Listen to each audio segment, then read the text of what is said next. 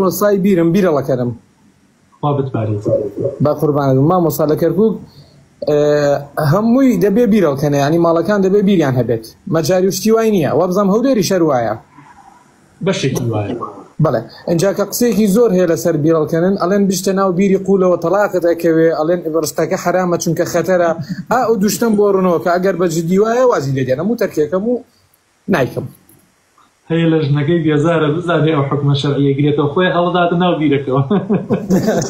وەڵام مامۆستا لەگەڵ خێزانم عیبمان نییە الحەمدولله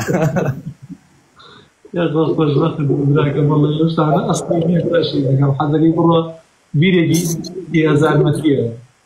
نازانم زۆرم قسەیە ئەڵێن عەرز مێیە بڕۆیتە ناوێەوە تەلاق دەکەوێت لە خێزانت ینی بێزار بووم لەم قسانەی کە هەندێک خەڵکەی کات وەڵای من باوەڕم دوێ نییە ڕاستی بەس بە قورعان زۆرە وترێ نابە قوربان بە نێزەلام خۆی هەڵەداتە ناو بیرەوە وڵای بڵێم چی مامۆستا گیان ئەی بۆ حرامەکەی مامۆستا چکاڵێن مەترسی لەسەرە و ترسی مردنی زۆرە وەڵای هەموو ئیشێک ترسی مردنی هەیە هیچ ئیشێک نییە کە ترسی مردنی هەبێ بەتایبەتی کاروانە مەسەرەی بیر لێدان لە سەرەتای دروستبوونی مرۆڤایەتیەوە ئەم میهنەیە هەر هەبووە قوربانگیان لە سەردەمی پێغەمبەر صلی الله علیه وسلم بیر هەڵکەن هەبووە بیریان لێداوە برای جوانم صلی الله علیه وسلم بڵێ وایە کەواتە حتا پێغەمبەر صلی الله علیه وسلم فەرمێ یەکێ لەو سەدەقانەی کە جاریە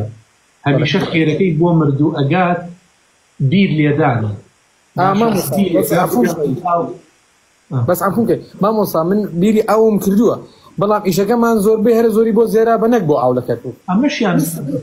ئەمەشیان فەرق ناکات قوربان گیانە تۆ پیسی خەڵکە شاریتەوە برای جوانم